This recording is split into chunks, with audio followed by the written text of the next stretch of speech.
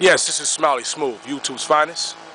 And today's topic is the NYPD's inability to maintain law and order on one city block in Harlem, New York.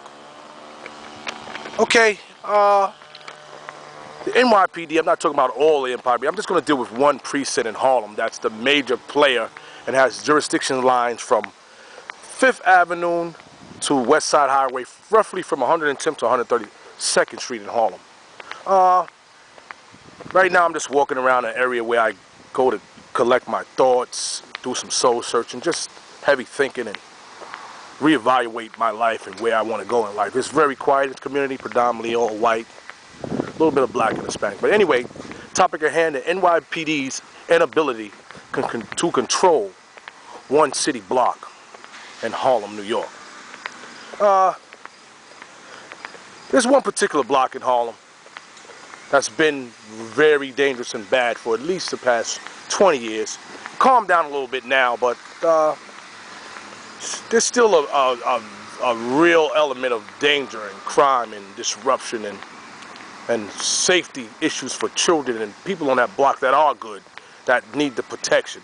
And going to single out the precinct. I'm not going to really say the block. The 28th precinct, which is located at 2271 Frederick Douglass Boulevard. That's between 123rd and 122nd Frederick Douglass, right next to the Magic Johnson Theater, right around the corner from the world famous Apollo Theater.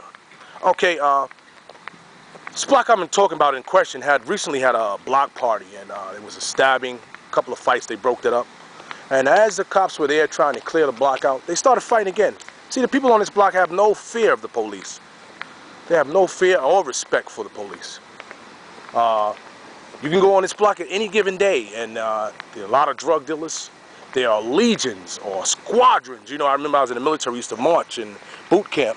There's squadrons of crackheads coming through there to cop their drugs or sell guns or other merchandise to the drug dealers for crack or coke or marijuana or heroin.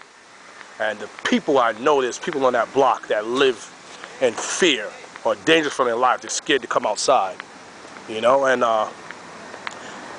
this block also has the nerve all summer to have PAL, that's called the Police Athletic League, where they block the block off so the kids can play. It's like similar to a block party where they block the block off, no cars can come through. And they want to make people feel that there's an appearance that the police care and there's a presence on that block, but it's not happening. There's been at least 2 to 3 murders, a bunch of stabbings, a lot of assaults, a lot of violence on this block.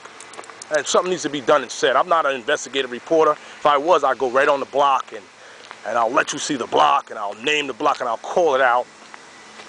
But the reason why I'm attacking the 28th precinct, because I'm an Air Force veteran general vendor, and I had a place of business for 6 years and counting, and they're trying to aggressively remove me from this block. Well, I'm not a part of the problem, I'm a part of the solution. You know, in the past 3 years, a lot of shootings, a lot of violence, a lot of gang activity has been uprising in Harlem. And it seems like there's a blind eye to it. We have a lot of powerful politicians in Harlem, but it's business as usual. You only see them when they need your vote or they're running for re-election. But there's a cry out in the community. Just recently, a young lady was shot down in Harlem, prestigious basketball player from Grant Project. It seems to be that there's some kind of beef with Manhattanville and Grant Projects. But anyway, this is a copy of the article of the young lady that got killed in Harlem this past weekend. Her name is Tashana Murphy, up-and-coming basketball product out of Grant Projects there in Harlem, and she was killed. I don't really know, the police are still investigating, but she was killed, and my condolences and my heart goes out to that family and her friends and everybody in that community. And that area falls within the policing area and the jurisdiction of the 28th precinct. I go to the community board meetings at the 28th precinct. I'm well involved in the community. Like I said, I'm not just here to talk. I'm here to keep you abreast and keep you posted on all upcoming and current events. So, like I said, those people deserve safety, the right to liberty, the pursuit of happiness as in the Constitution. And, I feel that this is an act of aggression and violence.